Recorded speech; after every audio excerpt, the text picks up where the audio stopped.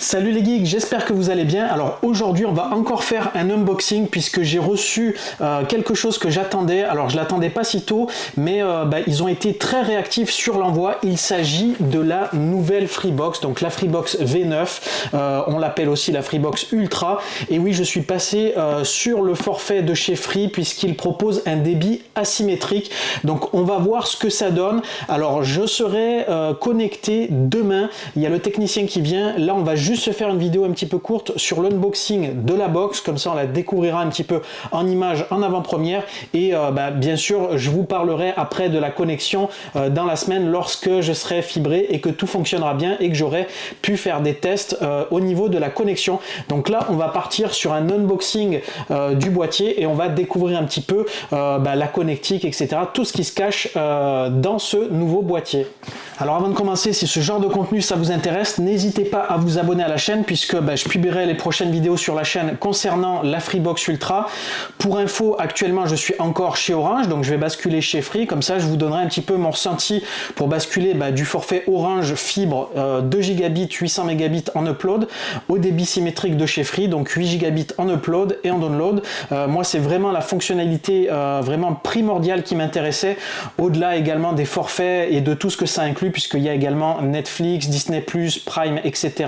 au niveau du package, donc ça aussi c'est quand même intéressant. Mais moi ce qui m'intéressait c'est surtout le côté, je dirais, connexion et le côté un petit peu technique de la Freebox, donc c'est ce qu'on va déjà découvrir en images. Je propose également plein d'autres vidéos sur des thématiques un petit peu différentes sur la chaîne, que ce soit jeux vidéo, tutoriels, distribution Linux, un petit peu tout l'univers des geeks, hein. J'essaye de créer des contenus sur des choses qui me plaisent et qui me passionnent. La communauté grossit, donc si ça vous intéresse, hein, n'hésitez pas à vous abonner et à faire grossir les rangs. Allez, il est temps de se déballer cette nouvelle Freebox, let's go!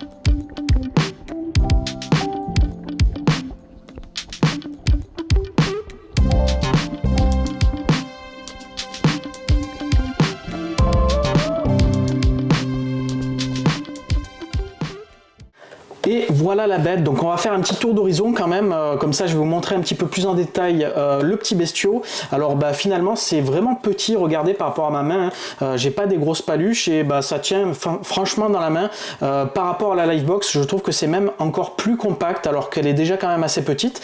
Par contre elle pèse quand même son poids, donc je pense qu'ils ont quand même effectivement mis des équipements quand même de qualité à l'intérieur. Il doit y avoir quand même vraiment de la techno dedans, donc ça présage quand même plutôt du bon.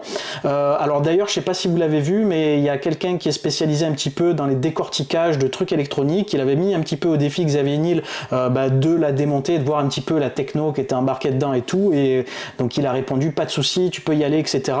Bref, ils sont quand même plutôt sur deux sur le produit, donc ça c'est quand même plutôt rassurant.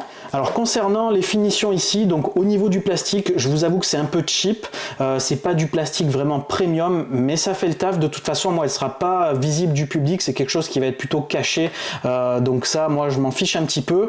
Donc c'est du plastique un peu blanc mat. Là ici donc on a un écran digital avec ici un petit sélecteur, donc voilà, c'est quand même cool, on doit pouvoir piloter quelques trucs. Après au niveau de la forme, donc on a un truc comme ça, ovale.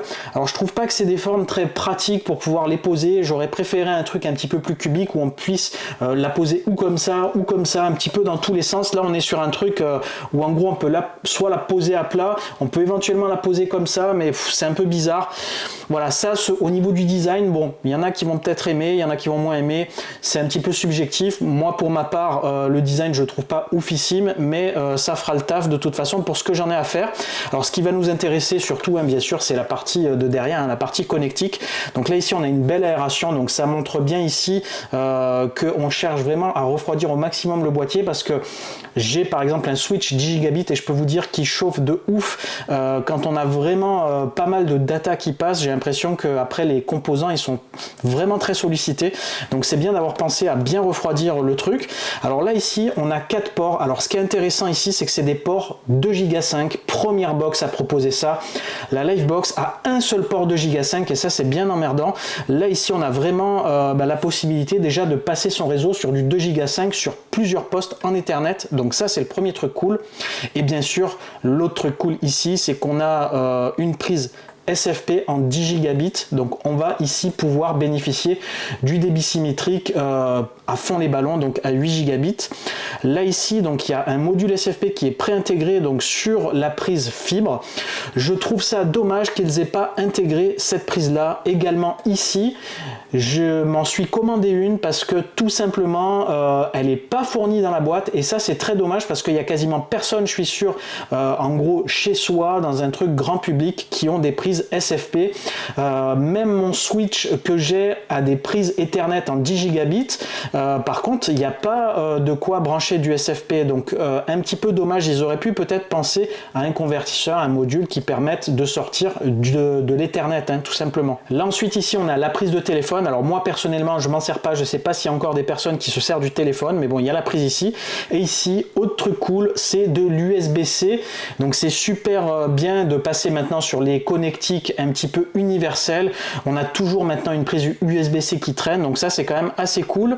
Et donc là ici on a un petit interrupteur pour l'allumer et l'éteindre, et ici on a un port USB-A, donc pour ceux qui ont de l'ancienne connectique, donc ça c'est quand même plutôt cool. Alors concernant la partie du dessous, ici on a encore des aérations, donc ça aussi c'est plutôt cool puisqu'on va avoir quand même une bonne répartition de l'air, donc toujours pareil, c'est très important là de bien aérer.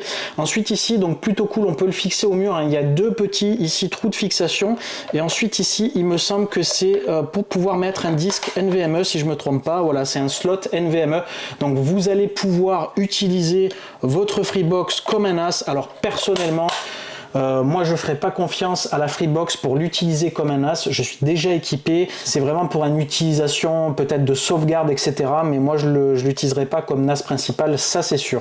Et enfin voilà le câble d'alimentation avec la prise, donc en USB-C. Alors c'est quand même une grosse alimentation je trouve par rapport à la petite taille du boîtier. À mon avis il y a quand même pas mal de watts qui doit passer au niveau de l'alimentation, donc c'est du 60 watts, donc je trouve que c'est quand même important pour ce genre d'équipement. À mon avis ça doit quand même tirer pas mal, alors je sais pas ce que ça vaudra en utilisation en termes de consommation, mais voilà, pensez-y, hein, ici c'est du 60 watts. Et ensuite hein, vous avez bien sûr la notice donc d'utilisation avec du papier recyclable, hein, forcément tout est green aujourd'hui, et Freebox suit le move également là-dessus.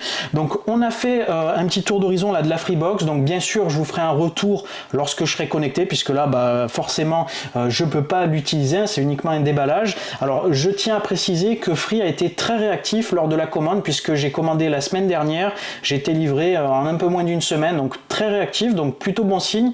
Le suivi de commande se passe pour l'instant assez bien, j'ai eu un rendez-vous pareil sous une semaine pour être fibré, donc reste à voir après si la connexion, la transition entre Orange et Free se passera bien, donc je vous dirai en tout cas toutes les étapes de cette aventure. Donc si jamais ça vous intéresse, hein, comme tout à l'heure je vous le disais, n'hésitez pas à vous abonner. Avant de vous laisser, pour ceux qui sont intéressés par le forfait Freebox Ultra, donc qui comprend pas mal de choses au niveau de la télé, sachez que l'offre elle est inclue avec le Freebox Pop, donc c'est le player de chez Free. Alors personnellement je le connais pas, je vais pas vous faire un unboxing maintenant parce que c'est un boîtier qui est quand même assez ancien et qui est connu maintenant, donc moi je vous dirai ça quand je l'aurai utilisé, un petit peu ce que j'en pense en termes d'ergonomie, en termes d'interface, voilà, mais en tout cas sachez qu'il sera livré avec, donc vous aurez un player et également donc la box serveur, donc ça c'est quand même plutôt cool, et bien sûr vous aurez tous les abonnements qui vont avec, donc Disney+, Netflix, Prime, Canal, etc. Donc l'idée c'est vraiment de faire un tout en un avec le forfait Freebox Ultra. Donc c'est également ce que j'ai cherché à faire en prenant cette offre là. Moi pour ma part j'ai déjà quasiment tous les abonnements, mis à part Canal, j'ai Paramount, j'ai Prime, j'ai Netflix, donc j'ai quasiment tout. Et l'idée pour moi ça va être vraiment de réduire les coûts et d'utiliser ceux de la Freebox, et je vous dirai bien sûr mon ressenti par rapport à ces forfaits là qui sont les forfaits low cost avec la publicité. Donc on verra un petit peu si je trouve que ça vaut le coup de passer sur les formules qui sont intégrées là-dedans ou si franchement c'est rédhibitoire, c'est vraiment bidon. Bref, vous l'aurez compris, l'idée pour moi ça va être de vous faire un retour le plus complet possible sur la Freebox Ultra. Donc écoutez, je pense avoir fait le tour, donc il est temps de vous laisser. Je vous dis passez une bonne soirée ou une bonne journée, je sais pas quand est-ce que vous regarderez cette vidéo. Portez-vous bien et à très bientôt. Ciao les geeks!